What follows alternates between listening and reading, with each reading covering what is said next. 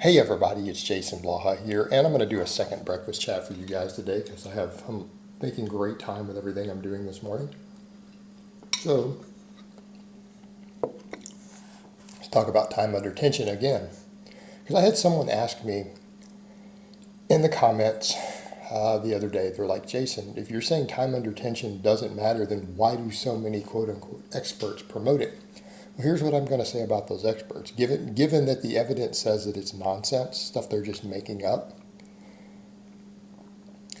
those experts who give that advice don't understand the mechanisms of hypertrophy, and they probably have to have their clients and their lifters or whoever they're working with use a lot more stuff. They got to put a lot higher doses of stuff into their body to get results, right? Because they don't really know what they're doing.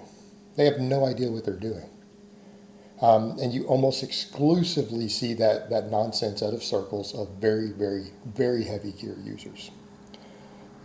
Because it's otherwise they wouldn't be getting people results because it's not even a factor. And in fact, I'll go so far as to saying that focusing on it as an actual important factor may give you less muscle growth, and it probably will. And here's why. What they're doing, when they say time under tension, they basically just want you doing slow reps. They want you doing slow reps. Super slow reps. Because how else are you going to increase time under tension? Your only other option is to reduce the weight. So we can do more reps to get more time under tension. I'm not saying higher reps and higher volumes don't help with muscle growth. They absolutely can. They're not necessary, but they're helpful. They're potentially useful tools. All right. As training volume does matter. But that's not what they're telling you. They're having people slow stuff down. Here's the problem with that. All right, most of the time you see people trying to talk about getting more time under tension. What are they doing? Slowing down the eccentric rep? That doesn't work. We have known for over 20 years that slow eccentric reps do not produce muscle growth. They do not produce better muscle growth. All the data we have accumulated over the years shows that eccentric reps lasting between 1 to 4 seconds produce identical amounts of hypertrophy. So if you're doing a 4-second eccentric, all you're doing is getting the exact same muscle growth you would have got with a 1-second eccentric. Okay? There's no difference. So you're adding 3 seconds of time under tension with every rep. So in a 10-rep set, that's 30 seconds of extra tension time that the data says did zero. Did zero. And people say, well, I did this and it worked for me. Is that the only variable you changed? Were you growing before? Were you growing?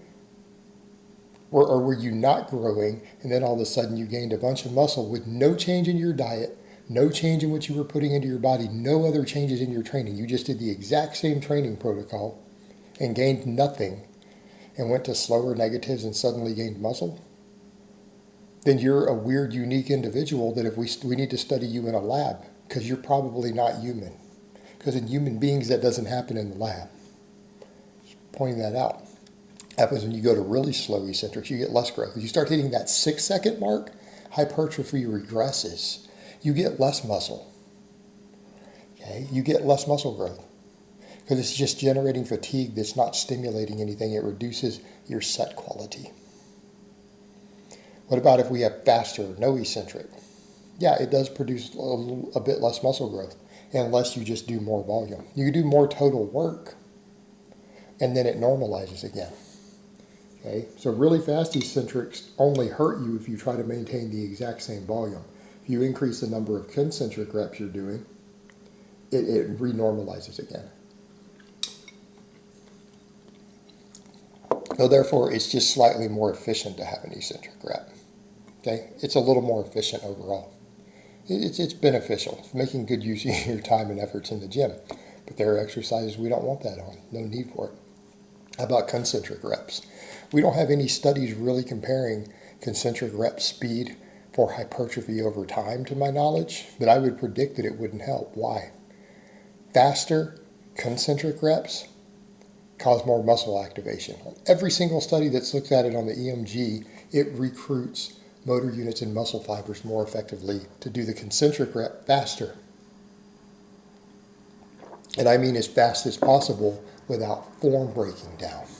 Okay, focusing on exploding hard when it makes sense requires you to produce more force more quickly, while upper threshold fibers get reached quicker. Okay? Plus, you're intentionally working harder. You're intentionally working harder. So if slightly faster reps, if faster concentric reps produce a larger response in terms of EMG, how is going slower going to make you grow? It can't. Now, what I will suggest, though, is that even though we have that data, I think if sets are taken very close to failure, there may not be a hypertrophic advantage to the more explosive rep. It's going to be more performance-based, right? It's going to help you perform better at a lot of things. It's going to better carry over to sports and things. Maybe better carry over to your maxes, potentially. But if the sets are taken near failure, I almost can guarantee you that the muscle growth is going to be pretty similar or identical between the two. So what are we left with? We're left with nothing. There's no basis at all for this time under tension thing. Okay? So then people will try to conflate it over to continual tension, except that all the guys who are doing continual tension do partial reps. How do they maintain continual tension with the time under tension? They skip at the top and the bottom of the exercise. And what studies do you guys have out there to where consistently, other than on specific exercises, because there's a handful, to where cutting your range of motion at the terminal ends of it has ever produced more muscle growth? In other words, less muscle fibers are involved because we're not doing the full range of motion. And I'm not saying the longer range of motion always guarantees more hypertrophy, because it doesn't. But in what world does reducing it ever produce more muscle growth? Find some studies where universally on 6 different exercises, where doing partials in the middle produce superior hypertrophy. Biomechanically, it shouldn't. No reason to think it would. Want to know what muscles care about? They care about tension. Muscles care about how much tension is placed on them. They care about how many effective reps you're doing. In other words, how many reps did you do that were difficult enough that the upper threshold and all available muscle fibers were recruited? Okay, effective reps. And effective reps means that every muscle fiber is recruited throughout the muscle in the chain. All types of muscle fibers had to be used, from the slowest twitch to the fastest twitch, in order to move the weight. That happens as we approach muscle failure, or when we lift a heavy load. If you lift a load that's at least 85% of your max, it happens on every rep. If you're lifting with lighter weights, it happens as we start to approach muscle failure. Not necessarily to get there, you just need to get close. It starts to occur. So muscles care about tension, they care about effective reps, they care about, because again, certain muscle fibers will be related to the different joint angles, they care about joint angle specificity. That's it. That's what they care about in terms of stimulating muscles for hypertrophy purposes. Everything you do needs to be geared around that, and then recovery. All right, guys, well, that's really all I have to say on that today. I hope it's been informative, and I will talk to you guys next time.